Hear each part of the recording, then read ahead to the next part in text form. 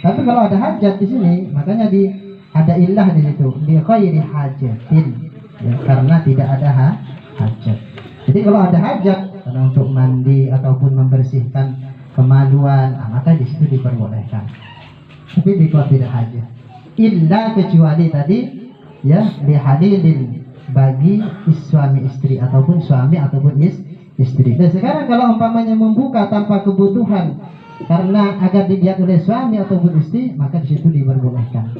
Jadi tadi tidak diperbolehkannya tadi kalau tidak ada illah, tidak ada kebutuhan. Tapi kalau ada kebutuhan maka diperbolehkan. Wa hulla ma'al mahramiyati wal jinsiyati. Wa hulla, dan dihalalkan, artinya diperbolehkan, ma'al mahramiyati, beserta mahram. Sekarang diperbolehkan beserta mahram. Mahram nikah wanita ataupun laki-laki yang tidak boleh dinikahi. Wal jinsiyati, dan juga satu jenis, yakni laki-laki sama laki-laki, perempuan sama perempuan. Awis saghiri, ataupun anak kecil, alladzi la yustaha, yang tidak diinginkan, artinya tak kelebu ribiot. Nadru ma'at la yustaha, yang tidak diinginkan, artinya anak-anak yang belum, artinya kita ngabes nih kan, kita tidak tadi syahwat. Jadi alladzi la yustaha, as-shaghir la alladzi la yustaha. Beda dengan as-shaghir, walaupun kecil tapi kadang-kadang umpamanya anak ada yang kelas 5, kelas 4, tapi kadang-kadang kita melihatnya ada suatu keinginan yang bersyahwat, maka di situ juga tidak diperbolehkan, tidak masuk dalam kategori as-shaghir alladzi la yustaha.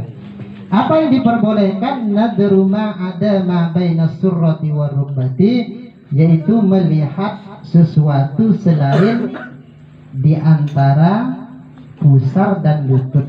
Artinya bagi mahram, umpama kita dengan ibu kita boleh melihat antara, yaitu di atas pusar ataupun di bawah lutut. Nah, seperti itu. Ataupun dengan saudara kita, baik yang laki-laki ataupun pun boleh kita melihat, yang penting tidak antara pusar dengan lutut. Ataupun sesama jenis, laki-laki sama laki-laki, maka boleh melihat antara di atas pusar dan di bawah lutut. Jadi di pertengahan itu tidak boleh. Ataupun sama juga anak kecil yang belum kita inginkan, tidak apa, maka di situ boleh juga melihat di atas pusar dan di bawah lutut.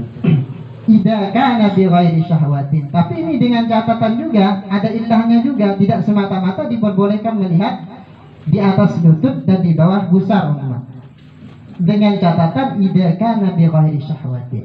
Dengan catatan apabila memang tidak bersyahwat. Oh, sekarang kalau umpamanya ada mahram ataupun satu jenis ataupun anak kecil, ketika melihat di atas pusar ataupun di bawah lutut timbul satu syahwat, maka juga tidak boleh. Karena di sini diillatin idza kana bi ghairi syahwatin. Makanya hukumnya ketika itu syarat namanya, idza kana bi ghairi syahwatin, syarat dengan catatan diperbolehkan melihat di antara lutut dan di bawah pusat, di atas pusat dan di bawah lutut, itu dengan syarat idza kana bi ghairi syahwatin, apabila tanpa syahwat. Ketika bersyahwat maka tidak boleh, ya, walaupun itu di atas pusar ataupun di bawah lutut. Itu termasuk syarat daripada diperbolehkannya tadi. Jadi tidak semata-mata boleh, tapi dengan syarat idza kana bi ghairi syahwatin.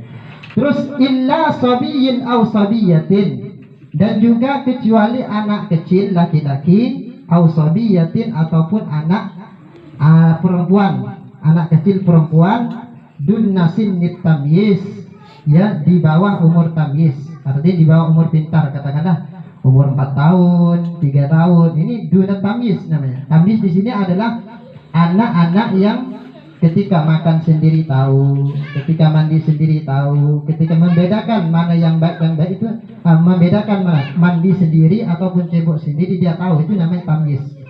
Adapun di bawah itu ya seperti umur 5 tahun ke bawah lah, 4 tahun, 3 tahun, itu termasuk di bawah umur tamyiz, ya. Fayahillu nadruhu, maka boleh ketika melihat anak yang umur di bawah 4 tahun tadi, ya, melihat ma ada farjil unsa di ghairi ummiha, selain farjinya anak perempuan li ghairi ummiha, bagi selain ibunya. Ya, sekarang kalau umpamanya melihat anak kecil tadi bagaimana? Boleh boleh, tapi dengan catatan selain farjinya perempuan tadi. Kalau farjinya pun walaupun anak kecil, umpamanya ada anak yang umur 4 tahun, 3 tahun, maka tidak boleh juga kita lihat apa? Kemaluannya tidak boleh kita lihat. Ya, bukan tadi apa semena-mena diperbolehkan ma'ada bainas surah. Dan sekarang kalau anak kecil boleh melihat, tidak boleh juga. Ya. Jadi tidak boleh bagi anak perempuan, bagi kita ini untuk melihat anak perempuan melihat ke farji li ghairi ummiha. Ini bagi selain ibunya. Dan kalau ibunya diperbolehkan melihatnya. Bagi anak yang bagi umminya tadi diperbolehkan melihat kemaluan anak kecil tadi. Wa yahrumun nadru bil istihqar. Wa yahrum ini berpandangan. Wa yahrumu dan juga haram. Tak boleh an-nadru yaitu melihat bil istihqar dengan meremehkan orang. Jadi melihat seseorang, melihat orang dengan pandangan menghinakan, itu tidak boleh. Jadi tidak diperbolehkan, alias diharamkan oleh syariat. Ilal muslimi terhadap orang muslim. Ya, jadi dengan catatan memandang orang Islam dengan pandangan hina.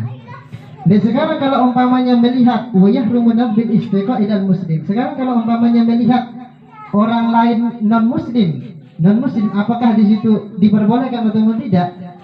Maka di situ lain lagi pembahasan, karena di sini pembahasannya wayahrumun nadru bil istihqar ilal muslim. Haram kita memandang dengan meremehkan ya terhadap orang muslim. Ya kalau non muslim boleh tidak di situ kita meremehkan? Ya kalau kita balikkan asal, kita tidak boleh meremehkan makhluknya Allah. Ini kita ambil daripada makhluknya Allah. Jadi jangan sampai apakah kita umpamanya bersedekah kepada selain orang muslim, apakah tidak dapat pahala? Tetap dapat pahala, tapi bukan dari jihad muslimnya, akan tetapi daripada jihad apa? Makhluk Allah Subhanahu wa ta'ala. Kita seperti anjing. Apakah kita dapat pahala ketika kita memberikan makan anjing ataupun babi? Dapat pahala dari apa? Dari jihad, bukan dari jihad makhluk yang tidak dihormati Allah, tidak dimuliakan Allah, akan tetapi daripada jihad makhluk daripada Allah Subhanahu wa ta'ala. Karena ini makhluknya Allah Subhanahu wa ta'ala. Karena memberikan makanan kepada kabid, ya, memberikan makanan kepada hati yang basah, ini adalah sedekah. Siapa saja, baik itu hal yang najis, makhluk yang najis ataupun yang tidak najis, kita memberi ke mereka tetap mendapatkan pahala, karena itu seluruhnya adalah makhluknya Allah Subhanahu wa ta'ala. Dan juga wan nadru fi baitil ghair, wan nadru dan juga melihat di dalam rumahnya orang lain, bi ghairi idnihi, tanpa izinnya. Jadi kalau umpamanya melihat rumah orang lain, umpamanya kita mau bertamu, ternyata pintunya tidak dibuka, ternyata ada lubang, lalu kita intip ke dalam, itu tidak boleh. Makanya di dalam adab dalam mengetuk pintu itu kita tidak boleh diam di pertengahan. Jadi adabnya itu kita diam di samping atau samping kiri ataupun samping kanan, dan kita ketuk seperti itu. Jadi agar orang yang di dalam ini bersiap siaga agar tidak gelabakan ketika kita masuk. Jadi tidak boleh, haram hukumnya ketika melihat isi dalam rumahnya orang tadi. Bi ghairi idnihi, tapi dengan catatan tanpa izinnya seseorang tadi. Oh kalau memang udah diizinin ya tidak apa-apa, ya dan lihat-lihatlah tidak apa ya. Tapi kalau tidak diizinin, tidak ada korenah untuk mengizinkan. Karena sekarang Ustaz kalau umpamanya tidak ada, dia tidak bilang izin, tapi kan tetap ada korenah. Korenah itu sesuatu yang mendekatkan apakah dia punya izin ataupun tidak, itu namanya korenah. Kalau orang memang tidak ada pembicaraan dia mengizinkan ataupun tidak. Seperti contoh kalau umpamanya kita lihat dia agak mengaleng-alengkan, makin termasuk ada korena tidak mungkin maka tidak boleh.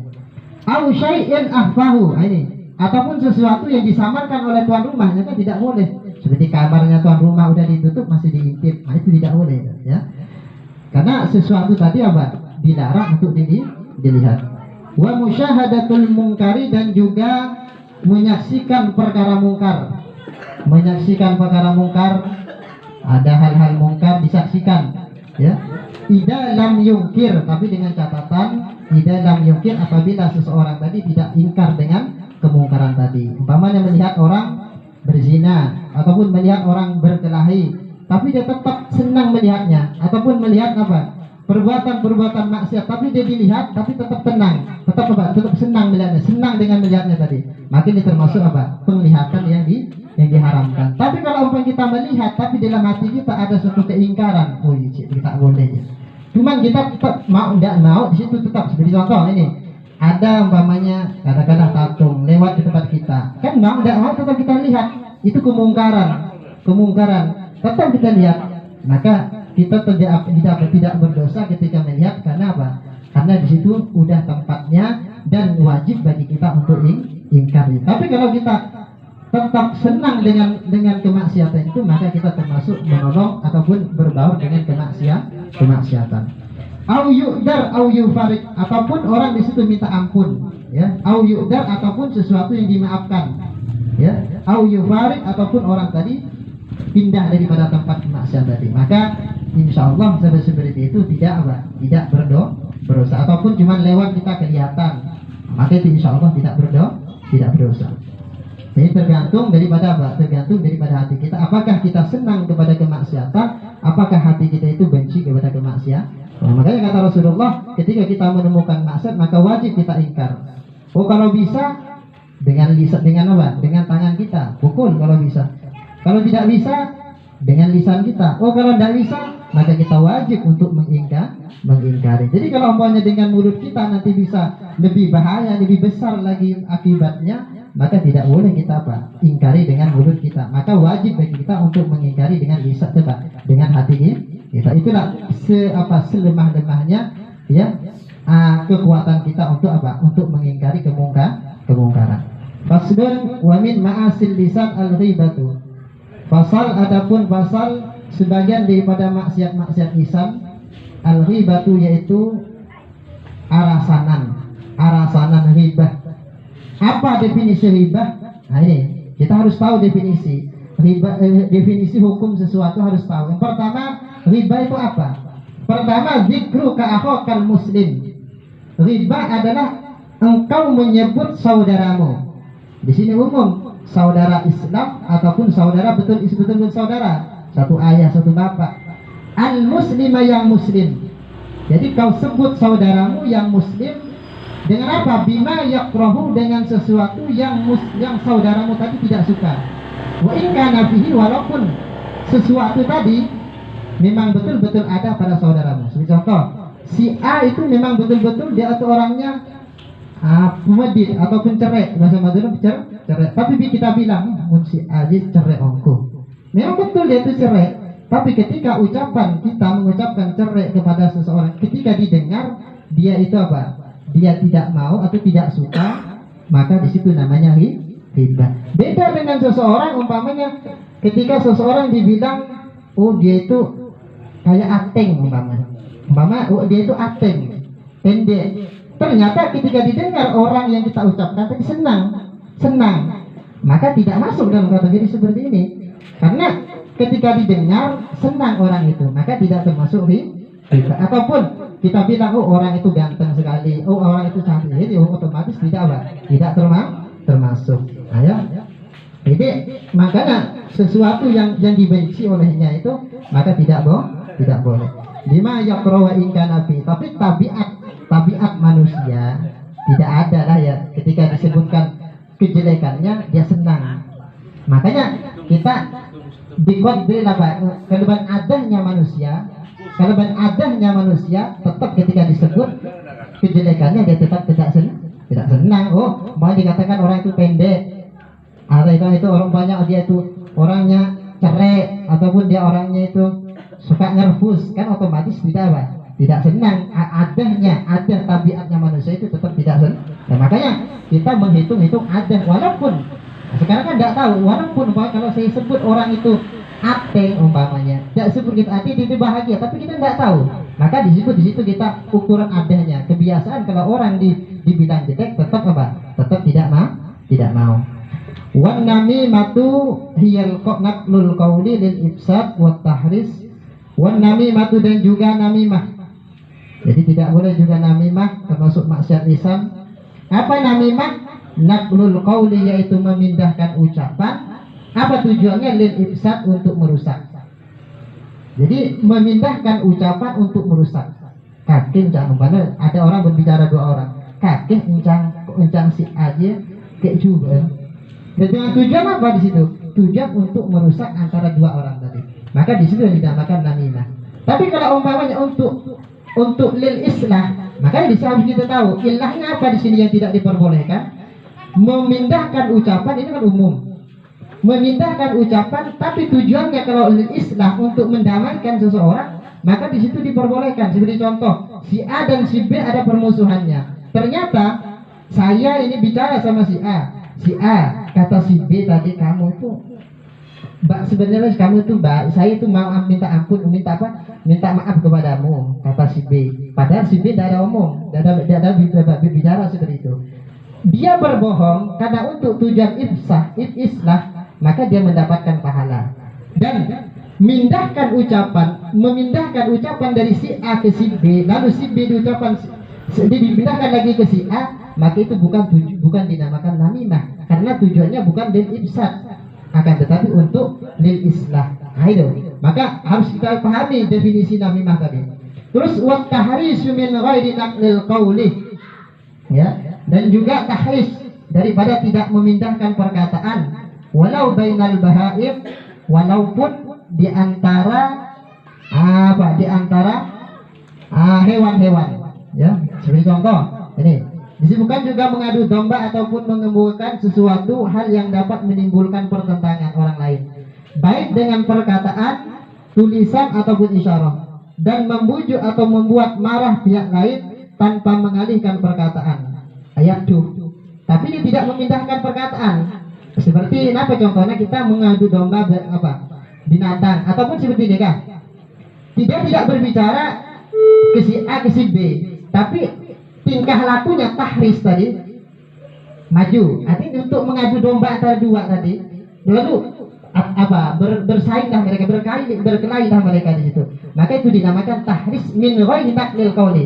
Walaupun tanpa memindahkan ucapan, maka itu tetap dinamakan namimah. Tungat tuh. Walau bainal bahaim, kata ulama, walaupun tahris tadi di antara bahaim, seperti sapi, antara sapi, seperti kambing dengan kambingnya diadu, maka ini termasuk apa? Termasuk adu dong. Maka di situ semuanya tidak boleh. Jadi bukan cuma naklul qauli toh, tahris min ghairi naklil qauli itu pun sama juga. Ya, mengadu domba tidak dengan ucapan tapi dengan suatu isyarah, maka itu pun juga tidak diperbolehkan. Wal kidbu wa huwal kalamu bi hidayil waqi al yamil kadhib wallahu a'lam bissawab. Namun sekadar taubatna pemosan kita alam muka manfaatnya khususnya dan berarti bin hadirin dan malam kita sedang Allah Subhanahu wa taala berarti ahli ilmu, ahli ibadah, ahli salat, ahli cinta kepada zuriat baginda Nabi Muhammad sallallahu alaihi wasallam. Amin. Sekalian bermatur sallallahu alaihi wasallam subhanahu alaikum ajmain. Assalamualaikum warahmatullahi wabarakatuh. Wabarakatuh.